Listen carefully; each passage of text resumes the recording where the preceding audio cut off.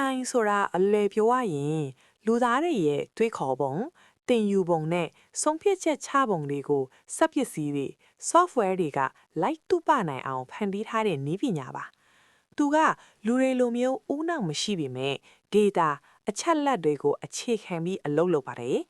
AI တစ်ခုဘလို့အလုပ်လုပ်လဲဆိုတာကိုအဓိကအဆင့်3ဆင့်နဲ့ရှင်းပြပေးပါမယ်နံပါတ်1ကတော့အချက်အလက်များစုဆောင်းခြင်း data input AI ရဲ့အဓိကအစာကတော့ data ပါပဲ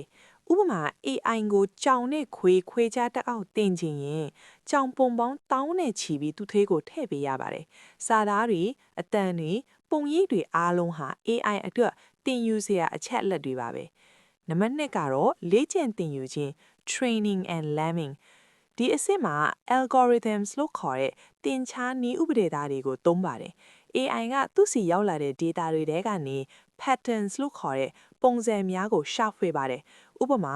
ကြောင်ပုံခွေမှာဆိုရင်နားရွက်ကဒီလိုရှိတယ်မျက်လုံးကဒီလိုပုံစံရှိတယ်ဆိုတာကိုသူ့ဘာသာသူခွဲခြားမှတ်သားသွားတာမျိုးပါဒါကို machine learning လို့ခေါ်ပြီးပုံမနဲ့ရှင်နဲ့သင်ယူမှုကိုတော့ deep learning လို့လူအမနုကအာယုံကြော cell တွေလို့ပုံစံတူဖန်တီးထားတဲ့ neural networks လို့ခေါ်ပါတယ်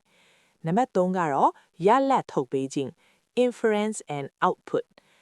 သူ့ကိုသင်ကြားပေးတဲ့အခါမှာတော့ AI ကအသိရောက်လာတဲ့အခြေအနေတွေကိုခန့်မှန်းနိုင်စွမ်းရှိသွားပါပြီ။သင်ကဓာတ်ပုံတစ်ပုံပြလိုက်ရင်သူ့အရင်ကလေးလာထားတဲ့အချက်အလက်တွေနဲ့တိုက်ခိုင်စစ်ဆေးပြီးဒါဟာ69%ကြောင်ဖွင့်နိုင်တယ်ဆိုပြီးအဖြေထုတ်ပေးတာမျိုးပါ။ AI ရဲ့ထူးခြားချက်များကတော့အမှားပြင်ဆင်ခြင်း